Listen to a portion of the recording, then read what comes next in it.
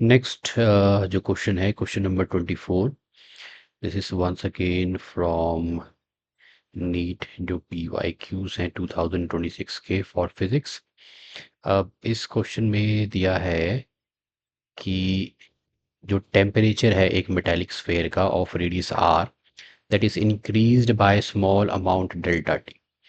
तो there is a metallic sphere of radius r, इसका जो टेम्परेचर है we have increase this by a small amount delta T. और जो linear coefficient of thermal expansion है metal का, इस ये स्फेयर जिस मेटल से बना है उसका जो जिस भी मेटल से बना है उसका जो लीनियर कोएफिशिएंट है of thermal expansion of the metal is alpha. अब ये जो लीनियर कोएफिशिएंट ऑफ इस केस में जो होगा, this is the there is increase in the volume, लेकिन हमको जिस मेटल से ये बना है उसका linear coefficient of thermal expansion of metal दिया है।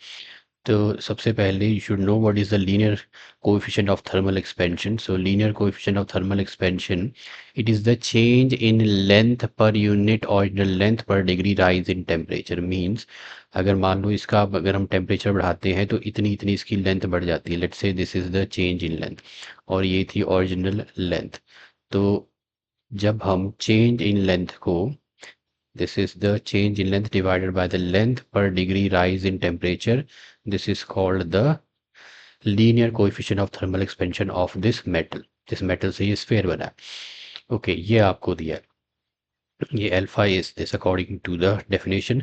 और एक रहता है volume coefficient of thermal expansion. So what is volume coefficient of thermal expansion, जिसे डिनोट करते हैं हम गामा से। ये रहता है it is the change in volume, जैसे चेंज इन लेंथ था per unit original length per degree change in temperature, यहाँ वॉल्यूम आ जाएगा। तो per change in volume per unit original volume पर डिग्री चेंज इन टेम्परेचर। अब इन दोनों के बीच में रिलेशन है, किसके बीच में, लीनियर एक्सपेंशन अल्फा और वॉल्यूम एक्सपेंशन गामा के बीच में रिलेशन है, gamma is equal to 3 times alpha. Okay, ये हो गया, we have to remember this is the की।